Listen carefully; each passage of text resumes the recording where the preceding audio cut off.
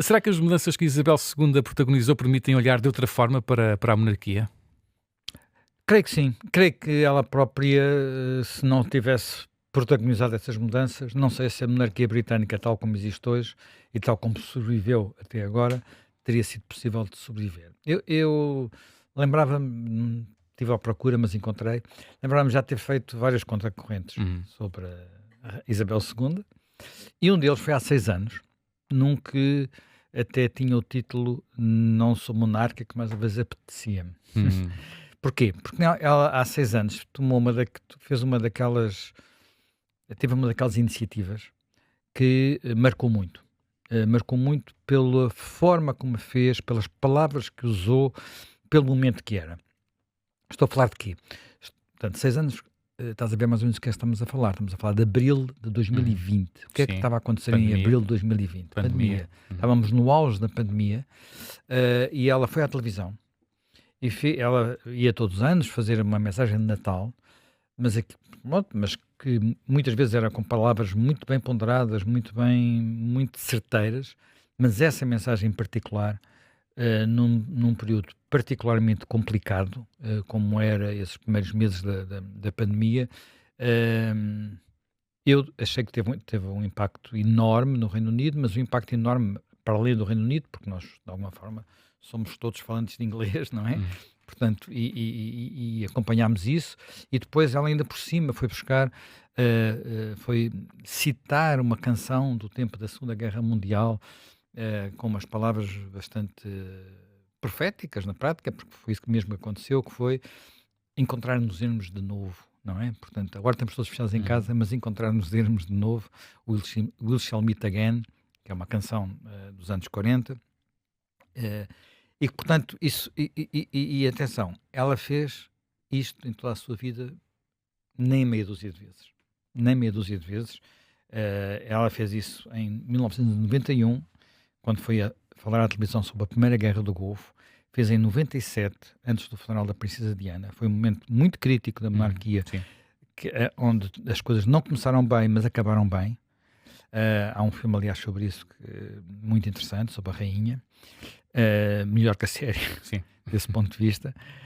Depois, quando morreu a Rainha Mãe, em 2002, e por ela teve mais que um jubileu, por um dos jubileus, o do jubileu de 2012, que foi o jubileu dos 60 anos.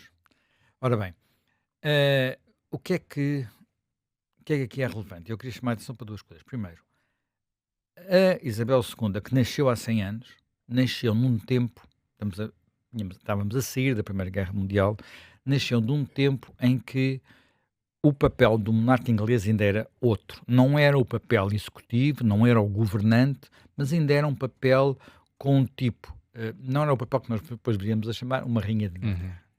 Portanto, e tinha um lado quase sagrado em muitos aspectos, bastante fechado, bastante longe das pessoas e com uma capacidade, apesar de tudo, de intervir no espaço público que seria porventura um pouco superior àquela que, que tem hoje.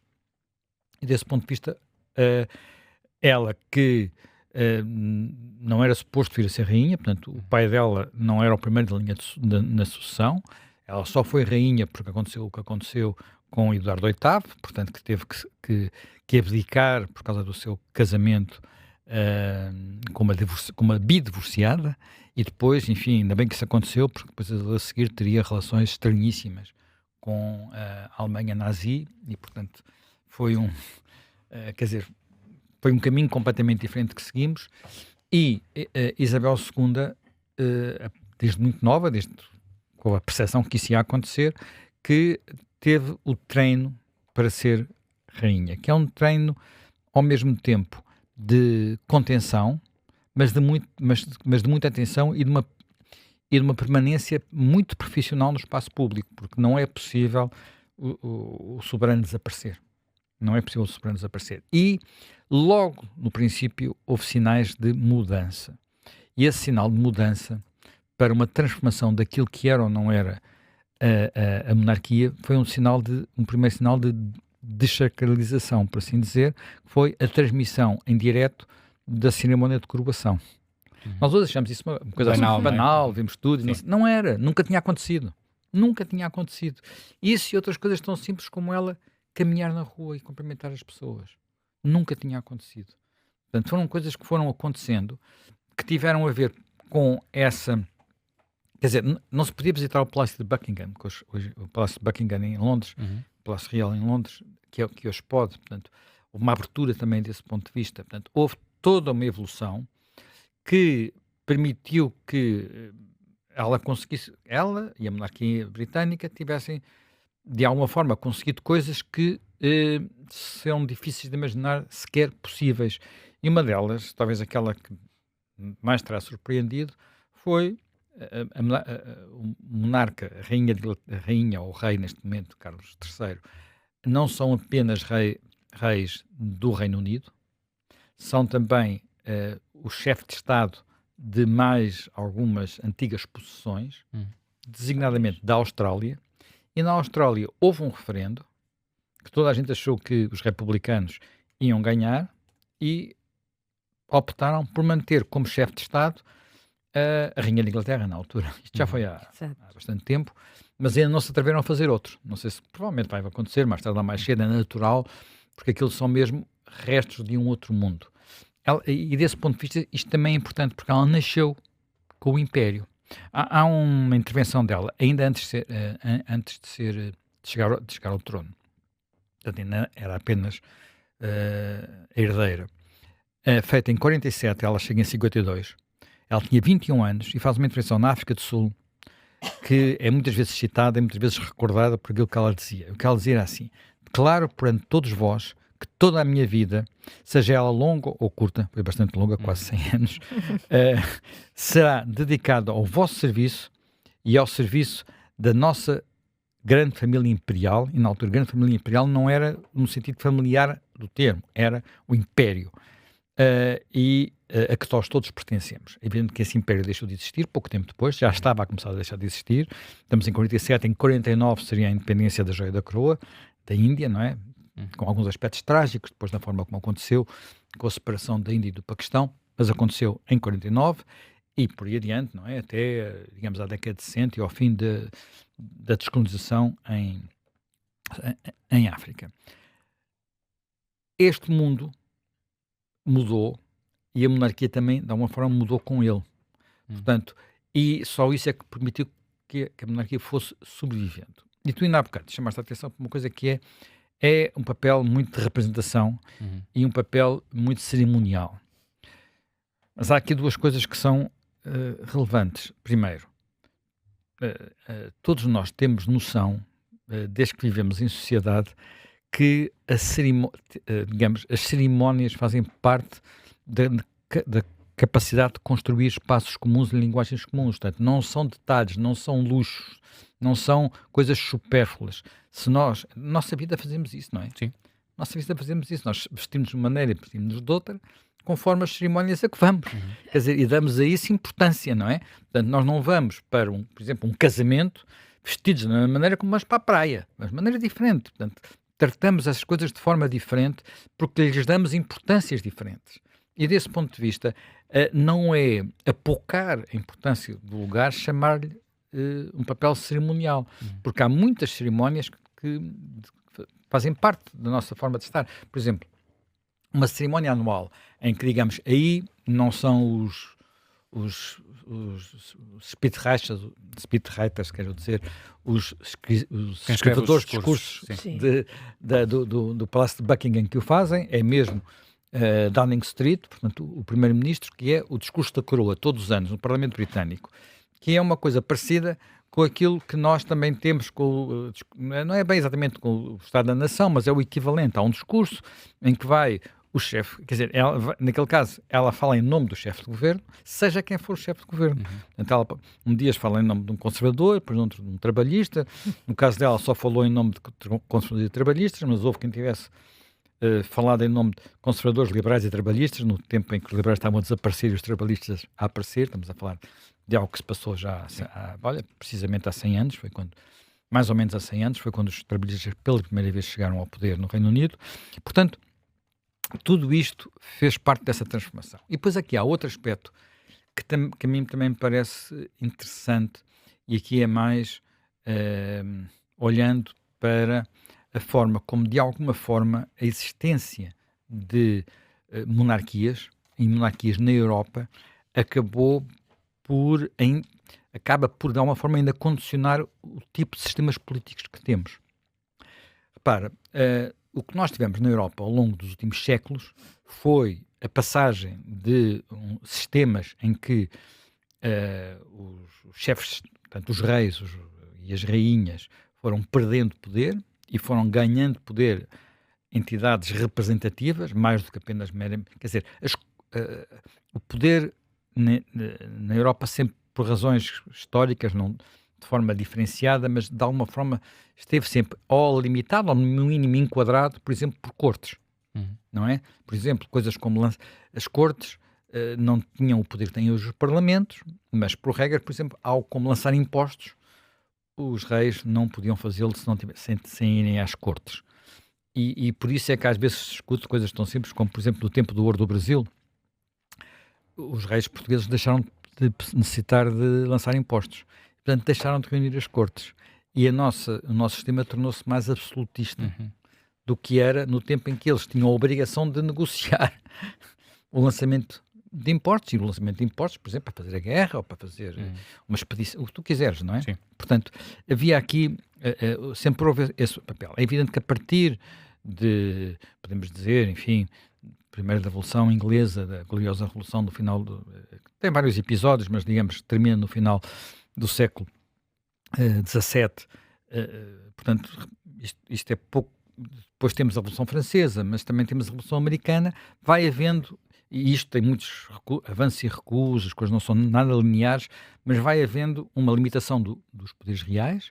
É evidente que isto nunca aconteceu, não foi exatamente da mesma forma, mas não foi igual em todos os países, e um aumento dos poderes representativos, que ao princípio não eram democracias no sentido tão como são as nossas hoje, não é? Portanto, no caso britânico, por exemplo, em que os parlamentos começam a ter enorme preponderância e a haver partidos políticos logo no século XVIII, só no século XIX é que começa a haver as reformas para, de facto, haver o Parlamento ser mais representativo, não ser uma coisa muito desequilibrada em termos de representatividade. Isso, e nós sabemos que só no século XX é que não é a maior parte dos países, penso que há só um país, que é a Nova Zelândia, que faz isso antes do século XX, em que as mulheres têm direito de voto, não é? E em alguns casos, bem recentemente, a Suíça, por exemplo, é muito recente. Ora bem, mas isso tem a ver com aquilo que nós chamamos muitas vezes de monarquias constitucionais. O Reino Unido já era uma monarquia constitucional no século XIX. No entanto, o tempo era outro. E, por exemplo, a rainha... o que não quer dizer que o poder fosse absoluto. Isso nota-se bem numa coisa que eu acho que vale a pena recordar. Quando começou a Primeira Guerra Mundial, muita gente acreditou que ela não ia acontecer. Porquê? Porque as casas reais, os soberanos, portanto, o Kaiser alemão, o Imperador Nicolau II, a Casa Real Britânica, eram todos da mesma família. Eram todos, de alguma forma, descendentes da Rainha Vitória. Enfim, de maneiras cruzadas. E, portanto, dentro da família não se faz uma guerra com aquelas características, mas fez. O que também é um sinal de que, e naquele caso, houve as duas coisas. Houve a percepção de que o facto de termos relações entre familiares, entre monarcas, não resolve nada, mas, por outro lado, ainda houve, na altura, alguns chefes, alguns monarcas que tiveram muito peso na forma como aquilo acontece, e até na forma como depois o que acontece a seguir, não é? O caso mais evidente é o caso da Rússia, onde a monarquia ainda era absoluta. Tinha havido já uma revolução antes, 1905, tinha limitado o poder do czar, mas depois o czar tinha regressado com toda a sua autoridade. E agora nós temos aqui uma coisa que é, esta evolução foi no sentido de o chefe de Estado ir perdendo poderes e termos regimes que no fundo são regimes parlamentares. Mesmo quando não há um monarca, quando há um presidente, não é? Mesmo quando não há um monarca, quando há um presidente. Exatamente, mesmo quando há um presidente. Nós temos situações que às vezes chamamos de semi-parlamentarismo, como Portugal, menos, França mais, mas na generalidade dos países europeus o que temos são regimes parlamentares em que temos, mesmo quando temos um Presidente da República, muitas vezes não é por eleição direta, é por eleição indireta, e com um papel mais cerimonial, mais de representação, na Alemanha, na Itália, por exemplo, o que não quer dizer que não tenha um papel de vez em quando importante. A Itália até tem por vezes, um papel bastante importante. Mas quando vamos para a América, atravessamos o Atlântico, a tradição já é outra, porque os sistemas lá nasceram numa altura, quer dizer, nasce sobretudo primeiro o sistema americano, que é uma república, atenção, é uma república que do ponto de vista constitucional de alguma forma repete o modelo no sentido de ter um chefe de Estado com poder executivo, portanto, como é o Presidente dos Estados Unidos, mas com a grande opção dessa república é limitar os poderes do poder executivo. Portanto, concede ao poder executivo o máximo de eficácia possível, mas limitando o seu poder. É muito curioso agora aquelas manifestações que está a haver nos Estados Unidos, por causa do presidente Trump, que é que não queremos reis, não queremos de novo reis. Portanto, fizemos uma revolução há 250 anos, não é? Portanto, está precisamente a fazer 250 anos este ano, e agora não queremos o rei de volta.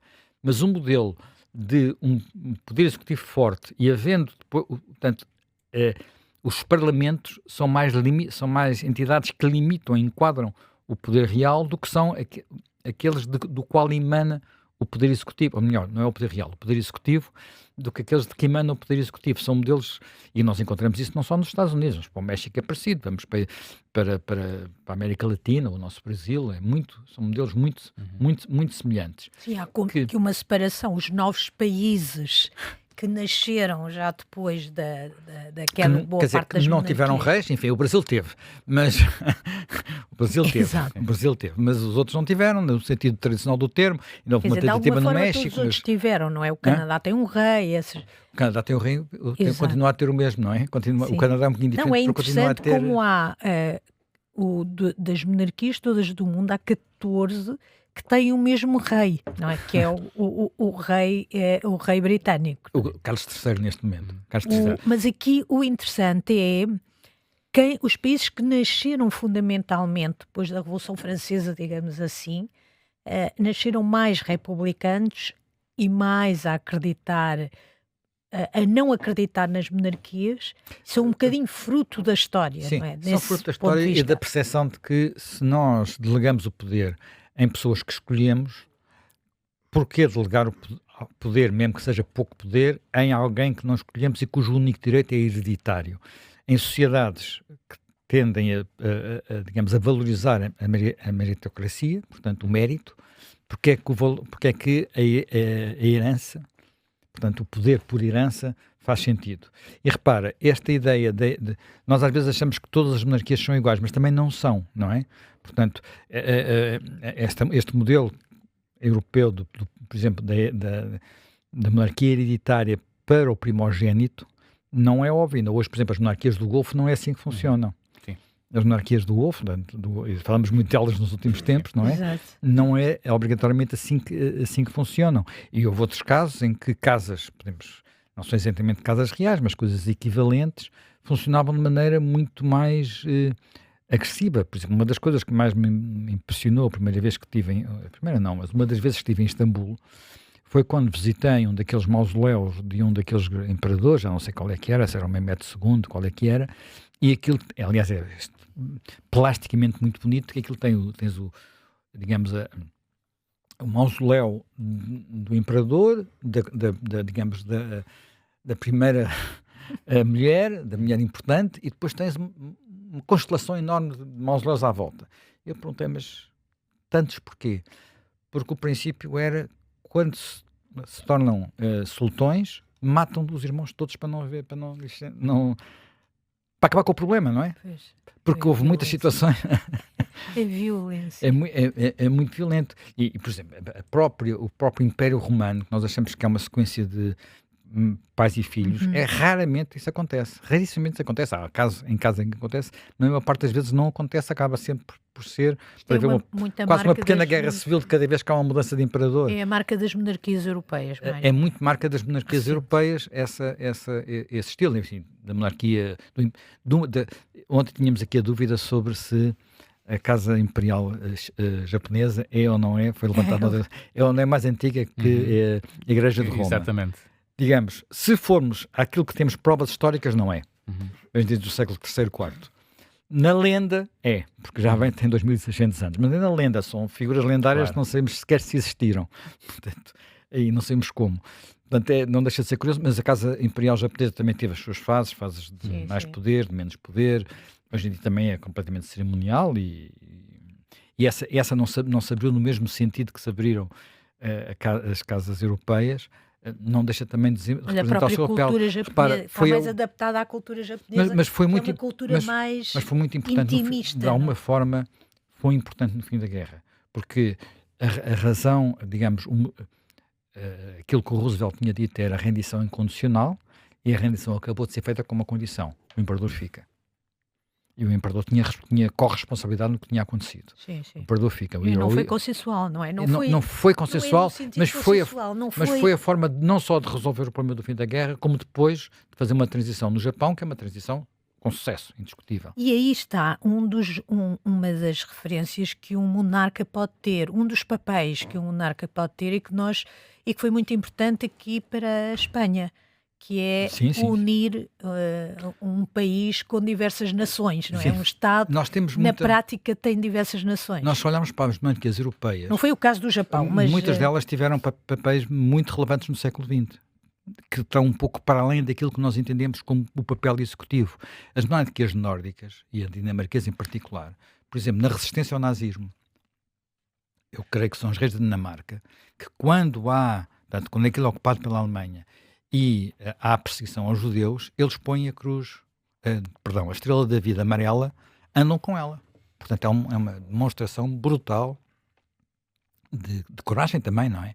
O rei, por exemplo, o rei dos belgas, que nem se chama rei da Bélgica, o rei dos belgas é outro caso unificador. Exato. É evidente que outros países encontraram outras soluções, mas... E, entretanto, todas estas monarquias deixaram de ser coisas muito elitistas e, portanto, se tornaram, de alguma forma, abriram-se à plebe, até por via dos casamentos. Os casamentos já não são só feitos dentro da nobreza, são feitos fora da nobreza, com figuras banais, normais, não é? E alimentam também as revistas sociais. Mas claro, mas isso olha, da mesma forma que a cerimónia faz parte da vida, nós termos curiosidade pela vida dos que se... Ainda hoje, por exemplo, hoje de manhã... príncipes e princesas. Hoje de manhã nós temos aqui, enfim, é uma pequena curiosidade.